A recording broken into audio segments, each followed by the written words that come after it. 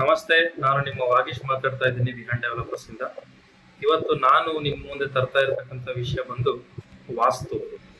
ನಾವು ಕನ್ಸ್ಟ್ರಕ್ಷನ್ ಅಲ್ಲಿ ಏನು ಯೂಸ್ ಮಾಡ್ತಾ ಇದ್ದೀವಿ ಅದಕ್ಕೆ ಬೇಸಿಕ್ ಆಗಿ ಏನು ವಾಸ್ತು ಬೇಕು ಅನ್ನೋದನ್ನ ನಾವು ಇವತ್ತು ನೋಡ್ತಾ ಹೋಗೋಣ. ಮೊದಲನೇದಾಗಿ ವಾಸ್ತು ಅಂತಂದ್ರೆ ಏನು? ವಾಸ್ತು ಅಂತಂದ್ರೆ ಕಾಂಬಿನೇಷನ್ ಆಫ್ 5 ಎಲಿಮೆಂಟ್ಸ್ ಅಂತ ಕರಿತೀವಿ. ಕನ್ನಡದಲ್ಲಿ ಪಂಚಭೂತಗಳ ತಕ್ಕ ಪ್ರಮಾಣದ ಹೊಂದಾಣಿಕೆನೆ ವಾಸ್ತು ಅಂತಂದೇಳಿ. ಆ ಪಂಚಭೂತಗಳು ಯಾವ್ಯಾವು? ಆಕಾಶ, ಭೂಮಿ, ನೀರು, ಅಗ್ನಿ ಹಾಗೂ ಗಾಳಿ ಅಥವಾ ವಾಯು. ಈ ಪಂಚಭೂತಗಳು ಅಂತಂತ ಅಂದಾಗ ನಾವು ಎಲ್ಲದನ್ನು ನಮ್ಮ ಕಂಟ್ರೋಲಿಗೆ ನಾವು ತರಕ್ಕಾಗಲ್ಲ. ಎಕ್ಸಾಂಪಲ್ ಆಗಿ ಆಕಾಶ ಹಾಗೂ ಗಾಳಿ. ಸೊ ಉಳಿದ ಮೂರನ್ನು ನಾವು ಆಲ್ಟರ್ ಮಾಡ್ಕೊಂಡು ನಾವು ಹೇಗೆ ಮನೆ ಕನ್ಸ್ಟ್ರಕ್ಷನ್ ಮಾಡ್ತಾ ಅದನ್ನ ನಮ್ಮ ಸದುಪಯೋಗಕ್ಕೆ ಬಳಸ್ಕೋಬೇಕು ಅನ್ನೋದು ಇವತ್ತು ನೋಡ್ತಾ ಹೋಗೋಣ. ಮೊದಲನೇದಾಗಿ ನಾವು ಪಂಚಭೂತಗಳಲ್ಲಿ ಭೂಮಿ, ನೀರು ಹಾಗೂ ಅಗ್ನಿ ಈ ಮೂರನ್ನ ಕಾನ್ಸಂಟ್ರೇಟ್ ಮಾಡೋದು ಇವತ್ತು ಅದ್ರ ಮೇಲೆ ನಾವು ವರ್ಕ್ ಮಾಡ್ತಾ ಹೋಗೋಣ. ಮೊದಲನೇದಾಗಿ ವಾಸ್ತು ಅಂತಂದ್ರೆ ಏನು ಅಂತ ತಿಳ್ಕೊಂಡ್ರಿ. ವಾಸ್ತು ಯಾಕೆ ಇಂಪಾರ್ಟೆಂಟ್? ವಸ್ತುವಿನ ವಿಶೇಷತೆಗಳನ್ನು ಅಥವಾ ವಸ್ತುವಿನ ನಿರ್ಮಾಣದ ವಿಶೇಷತೆಗಳನ್ನು ಹೇಳೋದು ನಾವು ಇವತ್ತು ವಾಸ್ತು ಅಂತ ಕರಿತೀವಿ. ವಸ್ತು ಅಂತಂದ್ರೆ ನಾವು ಯಾವ್ದು ಬರುತ್ತೆ? ನಮ್ಮ ಜಾಗ ಆಗಿರ್ಬೋದು, ಈ ಭೂಮಿ ಆಗಿರ್ಬೋದು, ಅಥವಾ ನಾವೇನು ಕನ್ಸ್ಟ್ರಕ್ಷನ್ ಮಾಡ್ತಾ ಇದ್ದೀವಿ ಅದನ್ನ ನಾವು ವಸ್ತು ಅಂತ ಕರೆಯೋದಾದ್ರೆ ಅದನ್ನ ಅಚ್ಚುಕಟ್ಟಾಗಿ ಹೇಗೆ ಮಾಡುವುದು ಅನ್ನೋದೇ ವಾಸ್ತು. ನಾವು ಹಿರಿಯರು ಹೇಳಿದಾಗೆ ವಸಂತ್ಯ ಸನ್ಮಿತಿ ವಾಸ್ತು ಅಂದ್ರೆ ಇರಬಹುದಾದ ವಸತಿ, ಅದರ ಬಗ್ಗೆ ಹೇಳುವುದೇ ವಾಸ್ತು. ಹಾಗೆ ವಸವಾಸೆ ಎಂಬ ಧಾತುವಿನಿಂದ ವಾಸ್ತು ಎಂಬ ಪದ ಬಂದಿದೆ ಅನ್ನೋದು ಇನ್ನೊಂದು ಮಾಹಿತಿ. ವಸವಾಸೆ ಎಂಬ ಧಾತು, ಈ ಧಾತುವಿನ ಅರ್ಥ ಏನು ಅಂತ ಹೇಳಿದ್ರೆ ಇದರಲ್ಲಿ ಜನರಿದ್ದಾರೆ ಅನ್ನೋದು ವಸವಾಸೆ ಎಂಬ ಧಾತುವಿನ ಅರ್ಥ. ಅಮರಕೋಶದಲ್ಲಿ ವಾಸ್ತು ಅಂತಂದ್ರೆ ಏನ್ ಹೇಳ್ತಾರೆ ಅಂತ ಹೇಳಿದ್ರೆ ಮನೆ ಕಟ್ಟುವಂತಹ ಭೂಮಿ. ಅದನ್ನ ಅಮರಕೋಶದಲ್ಲಿ ವಾಸ್ತು ಅಂತಂದ್ರೆ ಈ ಬಗೆಯಾಗಿ ತಿಳಿಸ್ತಾರೆ. ಅಂದ್ರೆ ಮನೆ ಕಟ್ಟುವಂತಹ ಭೂಮಿ, ಇದು ವಾಸ್ತು.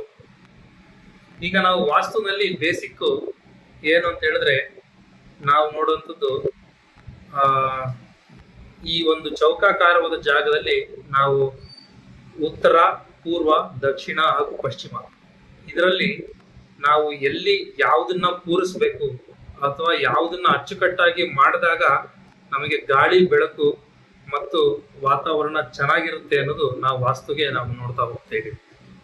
ಈಗ ಒಬ್ಬ ಮನುಷ್ಯ ಆರೋಗ್ಯವಾಗಿರ್ಬೇಕು ಅಂತ ಹೇಳಿದ್ರೆ ಗಾಳಿ, ಬೆಳಕು ಇದೆಲ್ಲ ತುಂಬಾ ಮುಖ್ಯ. ಅದೇ ತರ ಗಾಳಿ ಬೆಳಕಿನ ಮೇಲೆ ಮೇನ್ ಕಾನ್ಸಂಟ್ರೇಷನ್ ಮಾಡೋದೇ ಈ ವಾಸ್ತು ಆಗಿರ್ತದೆ. ಈಗ ಬೇಸಿಕ್ ವಾಸ್ತುನ ನಾನು ನಿಮ್ ಕಡೆ ಒಂದು ಕಡೆ ಬರೆದು ನಿಮಗೆ ತೋರಿಸ್ತಾ ಹೋಗ್ತೀನಿ. ಬನ್ನಿ ನೋಡೋಣ ವಾಸ್ತು ಯಾವ ತರ ಬರುತ್ತೆ ಅಂತೇಳಿ.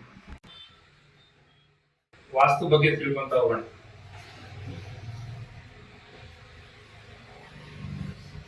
ಇದು ನಮ್ಮ ಜಾಗ ಅಂತ ಹೇಳಿದ್ರೆ ಇದನ್ನ ನಾವು 4 ಕ್ವಾಡ್ರೆಂಟ್ ಆಗಿ ಡಿವೈಡ್ ಮಾಡಬೇಕಾಗುತ್ತೆ.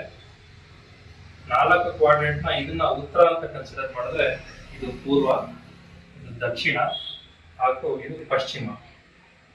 ಉತ್ತರ, ಪೂರ್ವ, ದಕ್ಷಿಣ ಹಾಗೂ ಪಶ್ಚಿಮ. ಈ ಮೊದಲನೇ ಕ್ವಾಡ್ರೆಂಟ್ ನಾವು ಈಶಾನ್ಯ ಅಂತ ಕರಿತೀವಿ.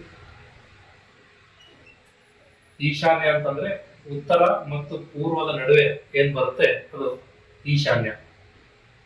ಸೌತ್ ಹಾಗೂ ಈಸ್ಟ್ ಅಂದ್ರೆ ದಕ್ಷಿಣ ಮತ್ತು ಪೂರ್ವದ ನಡುವೆ ಏನ್ ಬರುತ್ತೆ ಇದು ಆಗ್ನೇಯ.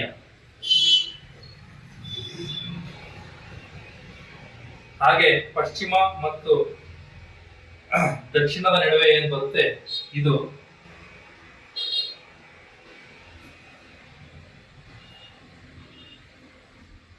ಕುಬೇರ ಅಥವಾ ನೈಋತ್ಯ ಅಂತ ಕರಿತೀವಿ. ಹಾಗೆ ಪಶ್ಚಿಮ ಮತ್ತು ಉತ್ತರ ಇದರ ನಡುವೆ ಏನ್ ಬರುತ್ತೆ ಇದು ವಾಯುವ್ಯ.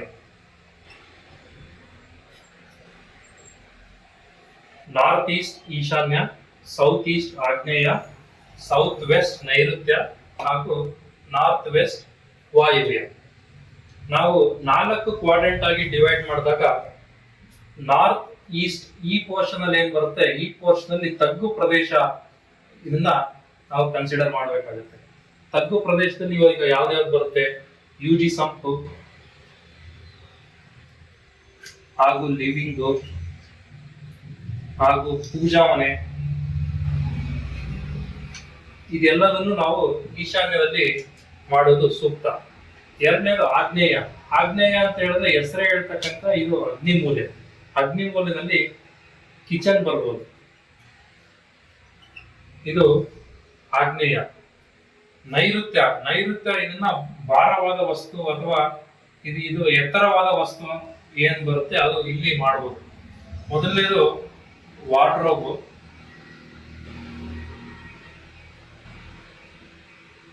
ಹಾಗೆ ಮಾಸ್ಟರ್ ಬೆಡ್ರೂಮು, ಆಮೇಲೆ overhead tank, staircase, ಇದೆಲ್ಲದೂ ಕೂಡ ನೈಋತ್ಯದಲ್ಲಿ ಬರ್ತಾ ಹೋಗುತ್ತೆ.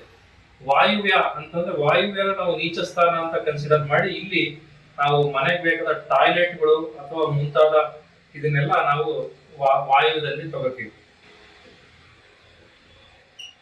ಇದು ಒಂದು ಬೇಸಿಕ್ ವಾಸ್ತು. ನಾವು ಏನು ಈಗ ನೆಕ್ಸ್ಟ್ ನೋಡೋಣ ಯಾವ್ದನ್ನ ಯಾವ ತರ ಬಳಸ್ಕೊಳ್ಳೋದು ಅಂತ ಹೇಳಿ.